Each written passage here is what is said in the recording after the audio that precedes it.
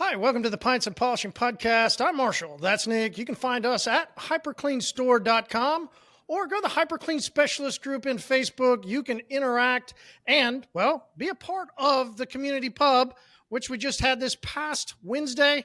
Nick, this was a really interesting discussion inside the community pub. So I'm going to get into this Sierra Nevada tropical little thing IPA while we hear your view, because all of us inside the pub went, wow. We're hearing multiple things coming out of SEMA 2023. We need to get an actual look at what happened at SEMA. So let's start with, we see a lot of pictures, a lot of images, a lot of people having fun. Love it. SEMA should be the place that you go and have fun. You should go to Las Vegas and enjoy yourself. Let's talk about SEMA, though, itself. Let's talk about participation. What is it? Is it what it used to be? Where's SEMA 2023? It's a great question. I think Tuesday, runs Tuesday through Friday for those that don't know. I attended Tuesday, Wednesday, Thursday, and there's zero doubt that what we saw was Tuesday was essentially nobody was there throughout any hall. I went and looked in every hall. There's no doubt about it that what we're seeing is not a demise of SEMA. It's a changing of SEMA. Now we saw some pretty good attendance Thursday. Tuesday, Wednesday, kind of sparse. As we know, by the time the fourth day in Vegas hits, Friday's always a little bit slow. It actually the show closes about an hour early, hour and a half early. I think you look at it and you just say it's a changing landscape, right? And it's definitely not as well attended as it was 10 years ago. Several halls were completely shut down, like there was nothing in them. I took pictures as evidence because I said, unfortunately, this is the world we live in, that people will try to rewrite history. But even the main entrance into the show from the Hotel Westgate had nothing in either room. They have a speaking room. Okay, they're running a little morning event with a public speaker, but across from that used to be a booming part of the show. There used to be food trucks outside. They had a whole battery, all those battery manufacturers would line up outside that hall. All that stuff's gone. And it's not magically moved into another hall. They're not obviously going to have food trucks, burning barbecue inside one of the halls now. It's just kind of gone. It's not part of the show anymore. All right. Now you used the word demise. Interesting word you choose there, and said that it's not the demise of SEMA. Why? Well, I think that's an overreaction, and I don't want to be that. And I don't think we did that last year, even though we raised some eyebrows with the things we said, and all of it true, and all of it, being sent to me by all kinds of individuals. They think a lot of people listen to this podcast, and I think it's a good time to say this. They think a lot of times you and I are giving our opinions about these things, and nobody else has those opinions.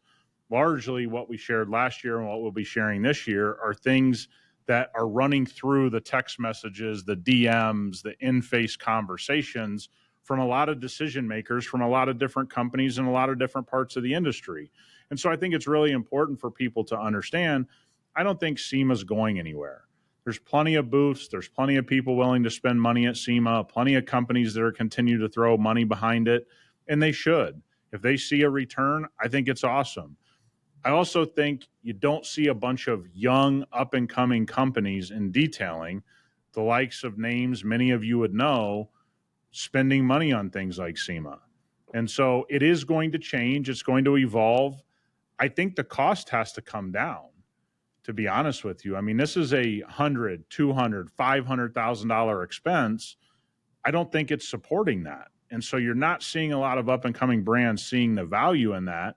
With the internet and the ability to DM your customers and the ability to email your customers and get in touch with your customers through social media, it is not the demise of SEMA.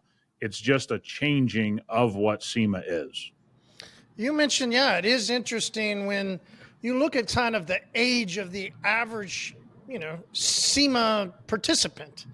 I wanted to call him a SEMA-ite or something, right? Like give him some technical name. I was like, just a participant at SEMA, right? So somebody that goes to SEMA, are they in their 20s, 30s, 40s? 50s. I don't know. You start climbing up there, and you can probably see a lot more of the older crowd during these type of SEMAs of 2023 than maybe we did previously. And will we not ever really see the return of a 20-year-old going to SEMA in mass attendance? Now, there's some that are there, right? And, people are like, well, I was there. I'm 28. Yeah, I know. We got people need to understand you're taking a global view of SEMA, not, the 5 people that maybe attended it and are 27 years old. There's no doubt it's a lot of gray hair. I mean, as a guy that's got some littered in his head, it's pretty easy to spot. It's not a negative. It's just a reality. And I think a lot of people take reality conversations and put their emotions in it as though they own SEMA or something. None of us own SEMA. We're just stating what was taking place there. And the bottom line is you're exactly right. The crowd is aging. I've said this before. The hot rod, car building thing kind of pigeonholes itself into the older crowd. And you're never going to fix that. A lot of younger guys aren't into hot rods. They're more into imports and the cars they grew up with. So even if you look at the 40-something, you and I weren't into hot rods. That's not what we grew up in. That wasn't the car of the day or the goal of the day. And so many people don't understand that, and they get very, very offended because I guess the truth offends people. And at the end of it, here's where we sit today. Tuesday not well attended, Wednesday not well attended, Friday's not going to be well attended, and they're probably going to be letting in the general public, which is their right to do, which they didn't do for a very, very long time, but they did it last year. I'm guessing they're going to do it this year, have some public tickets. And so you don't have to take my word for it. I literally was talking to the CEO of a film company, and he's asking, why isn't this person there? Why aren't you guys here? And I stuck my arms out and did a big circle in the middle of the aisle, and I didn't hit anybody. And I looked at him and I said, nobody's here. And he just had this blank stare on his face. And then it's a guy that I respect a lot, and we're friends at this point. And, we're going to be working with him here at hyperCLEAN. So it wasn't a disrespectful thing. It was a reality thing. The world's changed. COVID probably accelerated a lot of this. That's fine. But you can't make up something that isn't true. And what you see is that's what's happening a lot of times. Well, listen, all I want to see is that video of you twirling around. I mean, I guess anything for a 20, huh? You go dancing at SEMA. 100%. You don't even have to go to the strip club. Yeah, dude, it was the only thing I could think of in the moment, because it's like, I kind of stared around. He didn't know what I was saying. I stared around some more, kind of moving my head back and forth, trying to get him to understand what I was saying. It was the best way to illustrate. Marty, you've been to SEMA where every hall, if you did that, you would have hit 30 people. Oh, yeah. And this is also the context. Let's make sure we understand something. If this was your first SEMA, you're going to think it was busy. If this was your 10th SEMA, your 20th SEMA, your 30th SEMA, you're going to have a better perspective. And I can share something with a guy that I spent a few hours with, who's one of our distributors, who's been going to SEMA since the year 2000, according to him. He'd never seen something as bad as Tuesday. So this isn't Nick Walters and Marty's opinion like isolated. This is taking what all of these veterans of the industry and veterans that have been to a lot of SEMAs, what they're saying with what we're seeing.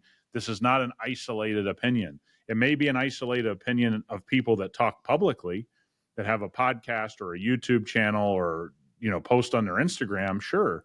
They could have a completely different reason to tell you a different story. This is us giving you the real of what's happened. So that's part of what I find interesting too, right? The amount of people, and I guess we kind of start asking ourselves this question, and people that are listening are going to start going, well, all right, seems like we're just beating down SEMA. No. And right, but it does kind of seem across that way. You might start asking a question, well, why do these guys come on and talk, and why are they going to share this type of information?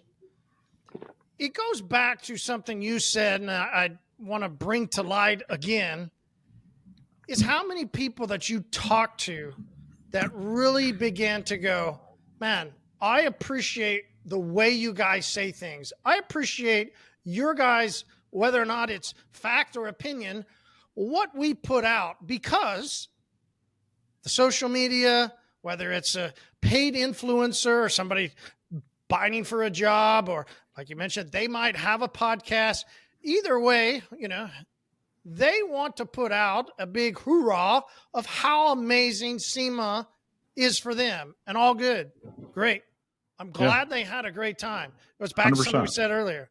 Never want to say, don't go have a good time. Have a good time, man. Be there and have a great time. I saw people look like the same people that you normally see, which is cool that they all came back. But you go, wow, it seems like there's this select few that put out social media feeds that this crew had a great time. So why would we want to come in and say, listen, there was nobody there? Because we get asked, what people don't realize, and it is one of and I want to say thank you to a lot of people individually that stopped me walking around or walked up when I was having a conversation with somebody, tapped me on the shoulder, said, hey, thanks for the podcast. Means a lot to me. You keep us informed. You say it like it is. And I get it. It's not for everyone. There's a lot of people that want to play cheerleader about everything. It's their right to do that. It's also not who I am to come on here and tell you guys something that isn't what it is. And that's the people that stopped me and said, hey, man, you're the only one that told it like it was about SEMA last year, and it led to this. And you don't realize how many people passed that episode around, and how many watching the individuals that got upset about it with the other people that were shaking their head and sending text message saying, yeah, that's exactly how it happened. What people don't realize, once again, many of the things they take as my opinion on last year's SEMA or this year's SEMA come from not only the things I witnessed, but going through and talking to decision makers through text message, through in person, and getting their perspective, putting it all together to give you a true perspective of what was going on at the show. And I can tell you, on Tuesday, there were many a brand freaking out about this year's SEMA. New people that it was their first year there, as well as people that have been there 5, 10, 15 years straight as an exhibitor. They were freaking out. They can tell you whatever they want, but I got hundreds of text messages of, oh my God, did we make a mistake? Oh no, this has been a disaster. It's not Nick's opinion. There's so many people that don't understand that when we share things like that, not just about SEMA, but we talk about things going around the industry, or the feelings on training, or the feelings on SEMA, or the feelings on this show, or the feelings on that show. You guys believe, many of you, that this is us sharing an isolated opinion. I can promise you I would never do that without texting with a bunch of decision makers saying, hey man, how'd you see things? I just wouldn't do that. The cool part, I think, for me is when you would send feedback, and whether you talk to people or people just came up, like I said, and just talk to you, right? And saying things, but also there's a flip side to the ruffling of the feathers. There's a flip side to the people that aren't so happy with the things we say because of this analogy that my father used to tell me. You throw a rock at a pile of dogs, well, you don't have to guess which one gets hit.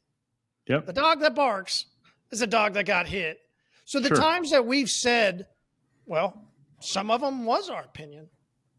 And we said the opinion because we knew the impact it was having on young men and women in the industries. Then there's times like this where we don't share our opinion. We state the facts, and others want to, kind of brush over it like it was our opinion. They don't want to have the clear truth being presented. And those people are beginning to come to light, in a sense. Oh, yeah. People we might have thought things with. Oh, yeah. Maybe these people aren't so happy about the things we constantly put out week after week, giving information to help build the industry.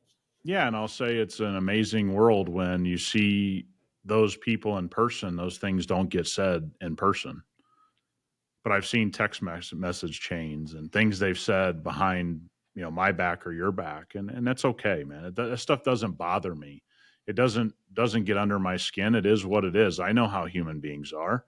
And again, let's take the human being element of it for all of us. If I went and I spent $250,000 at SEMA, don't you think I'm going to defend my decision at all costs? Of Good point. That's Great any, point. by the way, any of us would do that. We Yeah. would do it. They're going to do it. But you get to people that run companies that they're not owners of, and they get to be pretty black and white about what they're seeing, because remember, they didn't cut the check, but they maybe run a big company. It's pretty interesting. Their opinion's very different than somebody who's an owner or has to defend their decision. And I'm going to say this again. I got one of the coolest experiences of my life in business at SEMA this year. And it wasn't cool in the moment because it was kind of a tough thing to deal with. But when I looked back and I got home and these people brought me a gift and I got to give it to my daughter to open up, you know what I'm talking about. For 2 hours of my morning yesterday, I spent talking into a little machine called a translator from people from Asia. And they were so generous with their time, and we're going to be doing business with them at hyperCLEAN. And I'm going to tell you one of the coolest things. That doesn't happen without SEMA. So to sit here and say that I am somehow against SEMA because I tell the truth, it couldn't be further from the truth. First of all, you and I don't have to spend $250,000 to go to SEMA and get all the benefits. It's like $200 in parking, and we get to experience hundreds of thousands of dollars. We love SEMA. Yeah, I mean, I'm 2 miles away from where I park to go to SEMA, and it costs me $50 a day roughly. I have every reason to want SEMA to be zillions of people walking around and giving us opportunity to talk about hyperCLEAN. And I know a lot of people believe that. I'll tell you what I see from the younger people that own companies. This could be your biggest YouTube guy who owns a company. This could be young owners of other companies. They walk the show. They go and take meetings at the show. They do not display at the show. That is a big difference between what companies would have done 10 years ago. If you were an up-and-coming company 10 years ago, you had to be at SEMA, because SEMA was where you could meet everybody from everywhere across the globe. The internet, not COVID, the internet has changed that for young companies like ours and others. Name the biggest YouTubers around in detailing. They're there. They're taking meetings with us. I spent 2 hours with one of them, learned a lot of insight into a lot of other companies. I didn't have to go to SEMA to have that conversation with them. It's great that I did, but I could have very easily sent him a text, said, hey, let's hop on a phone call, and got all the same information. That's exactly what he said without me saying a word. He's like, man, I just can't. It's so great these people display here that I can see all the stuff I might want to sell, but I don't know what they're doing here. This isn't a bonehead. This is a guy that's built a $20, $30, $40 million company out of the blue in the last 5 to 7 years. He's not displaying there. It's a loss for SEMA, but it's not a loss for him. So he spends $5-10 to bring his team out.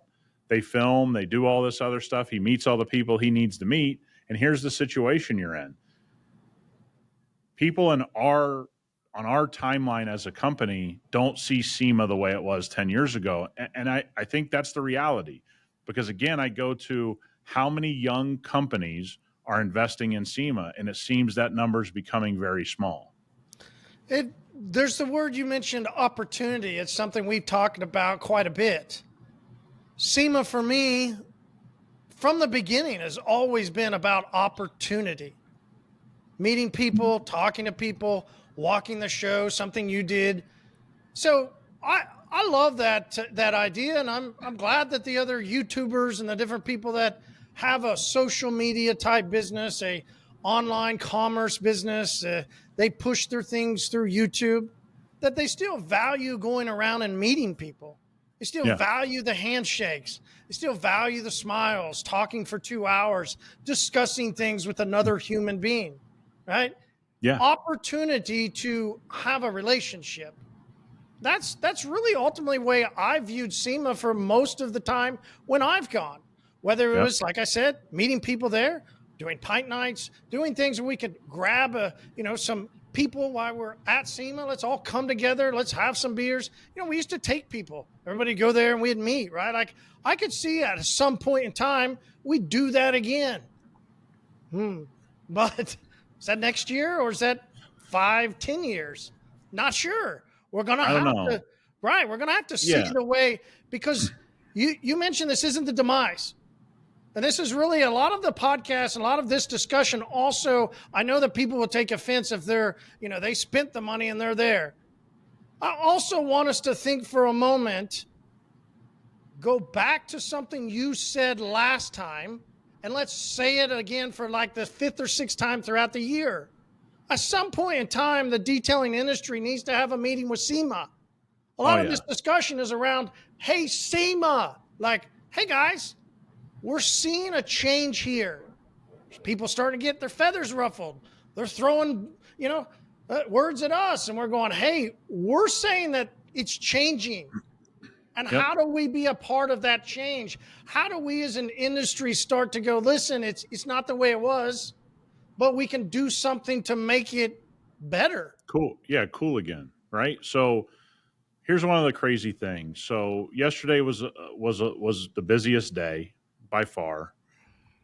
And when you went into the central and the south halls where body shop repair, shop supplies,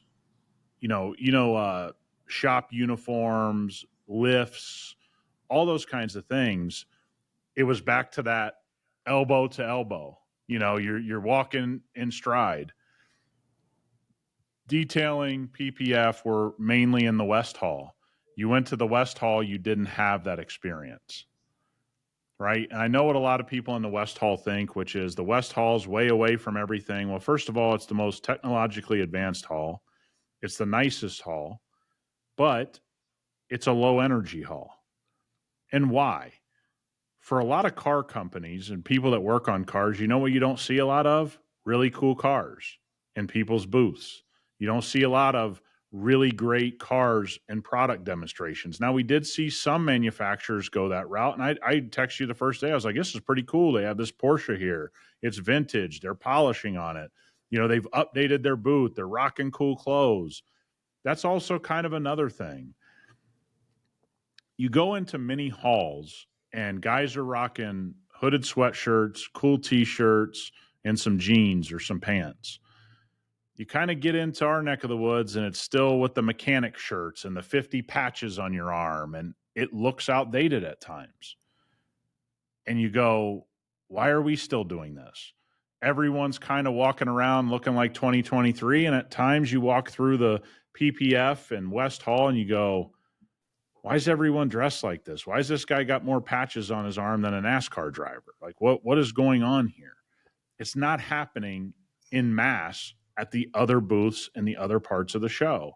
And so, again, this is about the cool factor, right? Where are all the cars? Where are all the things that would bring a younger crowd and bring guys like me? Hey, I want to see cool cars. One of the booths in the PPF had a Pagani and a, I think, a Carrera GT, but that was rare, right? There's a couple booths that are centered around cars, and then you kind of walk through the rest of that West Hall, and you're like, where are all the cars? This is a car show. Why aren't there cars in your booth? Why are all these chairs in your booth? It just is what it is, man. It's time to really say it out loud that it's time to cool this thing up a little bit. So what about all the stars? I saw Jay Leno was there, but just for a little bit, right? Was Goldberg? I didn't see anybody doing Goldberg. Where was all the other people that are in the car community that are stars? We used to see pictures of all kinds of different, whether it was rappers, musicians. There was always popular stars, famous people that wanted to come. I only saw a picture of Jay Leno for a moment. There was a couple people signing. That's definitely died down. I mean, let's be clear that like sponsorship of like Chip Foose and others throughout the car world, it happens. It's definitely not as big as it once was. For whatever reason, companies aren't spending their money that way. I'm sure they have a great reason for it. But you used to see lines waiting for people to get autographs of Jesse James and other people. I'm sure it's happening all over SEMA. It's just not as prevalent as it once was. And I think there's a thing that I talked about with somebody earlier that's on our team who does a lot of things, web related for us that I think people need to understand. When Ford backed out people didn't realize how much Ford money was surrounding that show.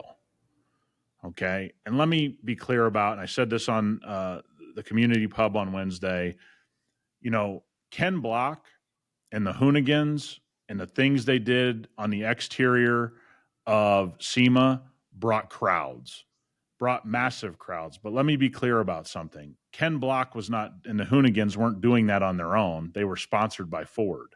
So Ford was footing the bill to make that happen.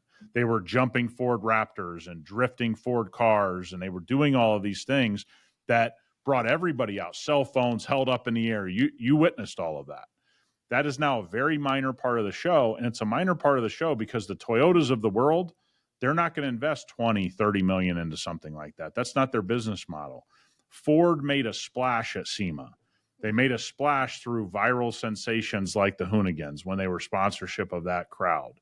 The funny thing is, everybody looks and goes, Ken Block did all these cool things. The coolest things he really ever did consistently was with Ford's wallet behind it. So this is the thing that so many people in the community of cars doesn't realize. Somebody's going to have to foot the bill, right? Somebody's going to have to foot the bill. There were some cool things, though, right? It couldn't have just been completely a dead show. What was some of the cool stuff you saw? Builds or, walking the booths? What were some of the things that stuck out to you of, hey, SEMA 2023, I'll remember this as, hey, man, these guys did a ride. This was pretty cool. Well, I was pretty excited. And I think Sonax did something pretty cool. They went a different direction, and I like the guys over there. I used Sonax polishes a lot in my career, and they went with like a fashion designer, and they looked cool and modern.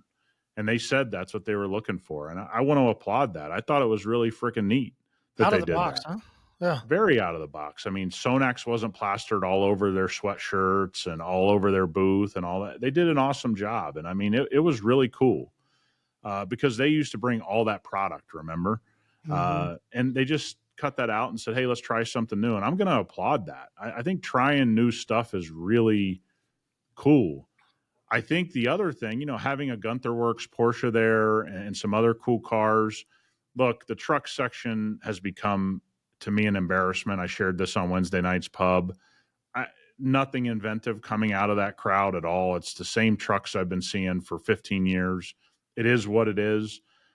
There were definitely, I saw a 71 Beetle that was kind of turned into this long nose hot rod that I was like, wow, that was really inventive. All right. So inside the pub, that kind of went over quite a bit, right? We talked quite a bit about this. Yeah. Come on. What's going on with the truck worlds at SEMA? You're right. You would think by 2023, by now we would have something new in the truck world. Yeah, it's all just lifted trucks. Or they're completely lowered. It's not about the aesthetic. There's stickers all over the place. It's just a big, tall banner for your brand. But I've seen the same trucks for literally 15 years. I mean, some of these people have never made a change. And again, it's their money. I mean, I'm not trying to bang on them. I'm just saying it's not exciting, right? And there's where the excitement level gets to. And you still have the 18-wheelers that are big pop-up, merchandise and stuffed tents out there out of the back of 18-wheelers. It feels outdated. I'm not sure why they're not more integrated into the show and not outside anymore, because outside's taken a hit. The only thing the outside has going for it is it's close to the central and south halls, right? So they do have most people walking in those two halls, and that's kind of where the outside stuff is centered. So there wasn't the big long line of cars that they used to have all down showing? They have that, but again, it's all the stuff you've seen. I mean, it's very basic. I saw a really cool Defender that was restored and done in a unique way. That's one of the few vehicles I took a picture of. Again, I'm partial to that. I think it's one of the coolest SUVs ever built. But it's the same stuff you've seen. I mean, the same exact things you've seen for a 5, 10, 15-year period.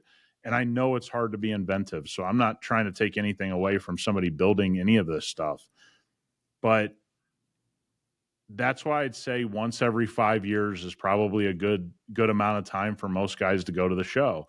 Unless And here's the way to experience the show, which I shared Wednesday night with all the guys on the pub.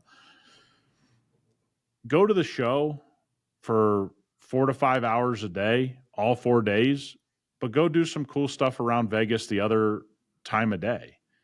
Go enjoy it as a vacation. I think it's a very viable thing. I mean, you got things like the Sphere, you got hockey in town, you got every great concert at every great venue that exists.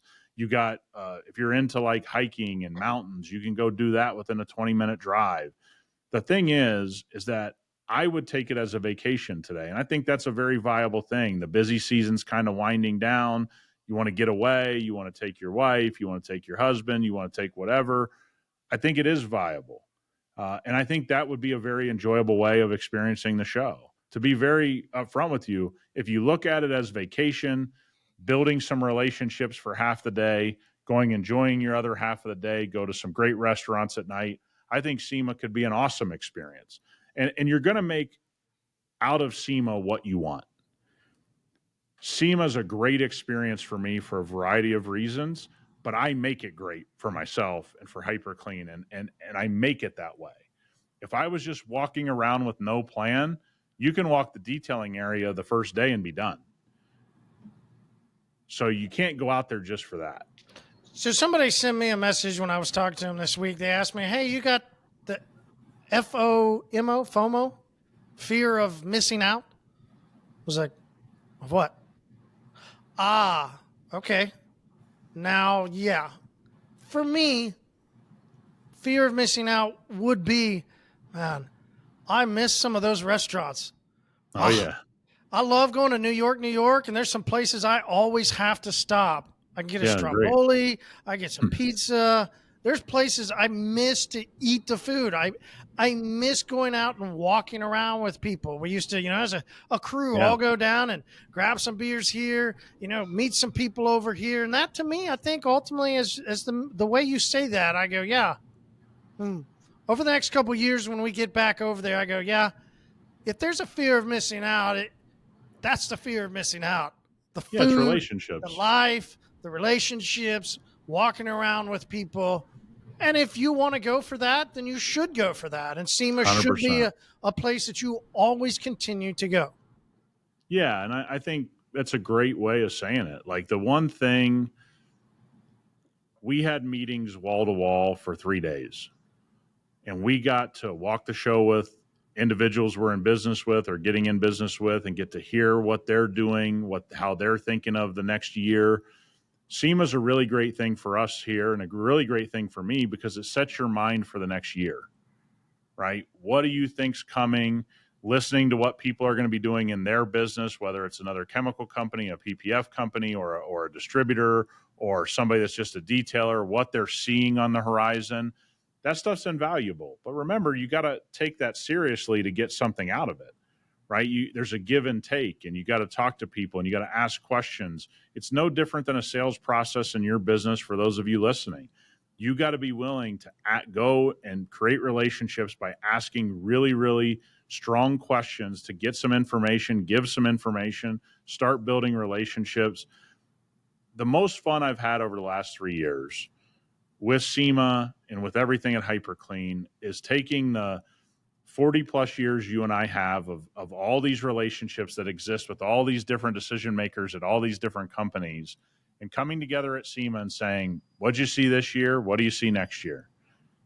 I got to meet the owner of the biggest polisher company in the world, right? Like, that doesn't happen anywhere but SEMA. And to get to talk and share what I see with their polisher and all those different types of things. And that's invaluable stuff. And so I never want to tell somebody not to go to SEMA, because it was a big part of my life, a matter of something I always wanted to do, right? When we started, SEMA was a goal.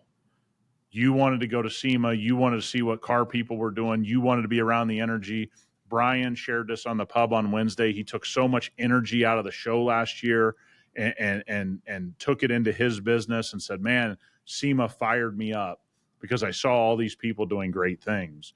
That's never going to die. Anytime you can go to a show on the level of SEMA, and let me make something clear, there's one SEMA. All these other shows don't have that energy, and that's not their fault. SEMA's been building for a very long time and built itself into this powerhouse. I just think we all have to be honest that it's a little different today, and that's okay. It's not a bad thing. It just means it's different. So the other thing that's different, right? You mentioned the polisher company, right? And they did a really good job. It was fun to see how they did a launch at SEMA.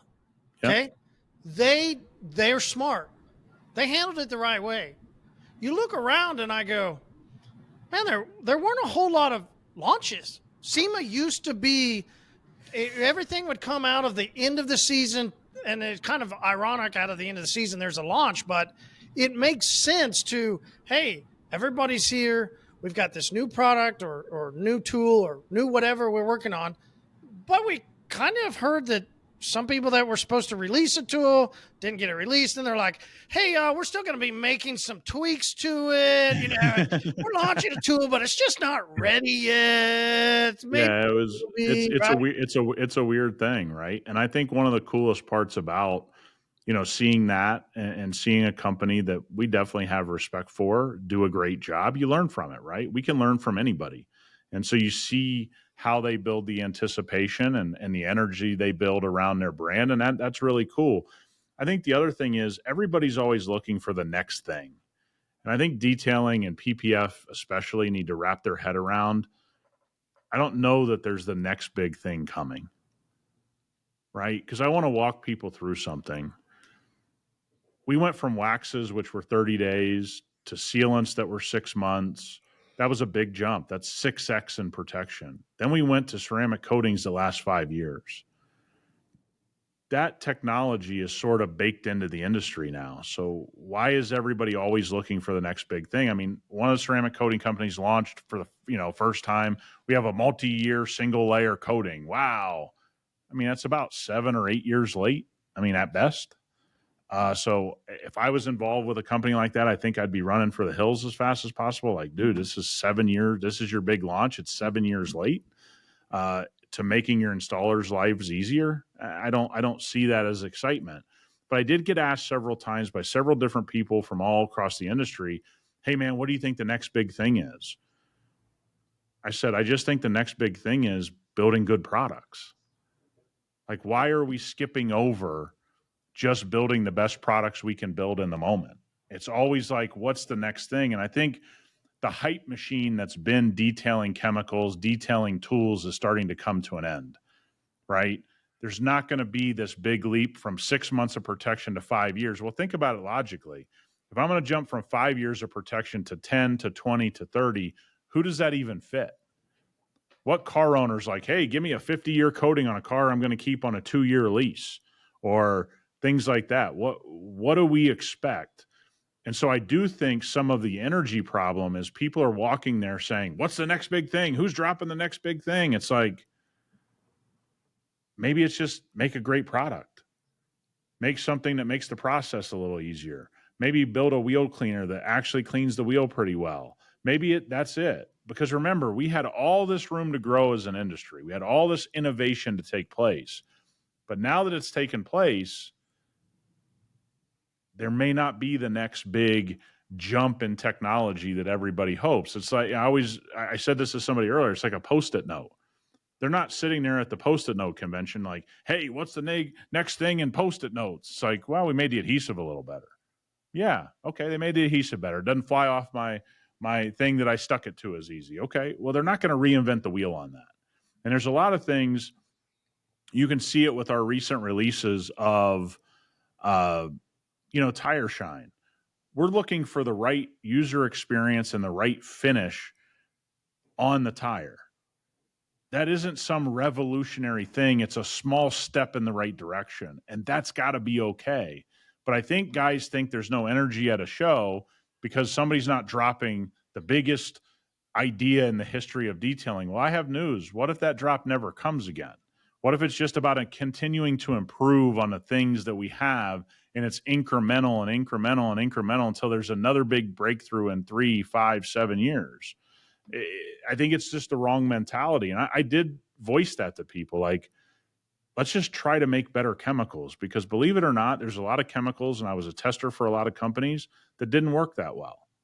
So how about you go back through the line and make that chemical a little better, make that thing a little better, make the user experience a little better. Don't make people mix 52 products together to put a last step product on their car. It's okay to say, and it's a great place as an industry to be, that we can get off the hype machine and just start building better stuff. But I think we're in the minority on that. I really do. I don't think people see that. We definitely are. I mean, brands that were there, right? They're going to be there doing a great job for what they feel is great. All while we're seeing people burn the outer rims using their, their cleaner. And you go, man, yeah, maybe what if, right? Yeah. What if we change our tune a little bit and we stop focusing on that and we just build really good products? Wow. Yeah. Maybe there's your game changer, huh? Maybe there's your game changer for the industry. Yeah. And I think here's the thing, man. I'm really appreciative of all the companies that support SEMA and spend the money to go to SEMA and allow us to walk around SEMA. I don't ever want to take that for granted, right? Because maybe it does go away someday. I don't want it to, because there still is an energy. Like you talked about fear of missing out. I still love that energy. I still love knowing that once a year I can go give a handshake to a guy that I really respect in the industry. And there's one thing that makes me really sad in the industry. There's no better word than sadness. The people you guys should hear from that really have been a part of some cool shit behind the scenes, those guys don't want to talk publicly because the state of the public view of the industry. They don't like the people out in front. They don't like the boasting. They don't like all of this stuff. So they stay behind the scenes, but that's a goddamn shame, man. Because these people have been in it 25 years and done some of the coolest stuff. But when I invite them on the podcast, they're like, look, man, I'd love to come on a podcast. I get offered by you and others, but I just don't want to be a part of what publicly is detailing and the individuals and the companies who are public. The coolest people in this industry, if I put them in a lineup and all 10 of them were in a lineup, 99.9% of people couldn't name a single person. That's the scary part. The real innovators, the guys that have done cool private equity deals, the guys that have been bought and sold companies, the guys that have sold product to places that nobody ever hears about in massive scale, all those guys that have that institutional knowledge, they don't want to be a part of the public discussion because they're a little bit embarrassed about where detailing is publicly. And I heard that now for 2-3 straight years when I've tried to get these people to talk publicly. And I certainly understand their position. I know they're listening to this.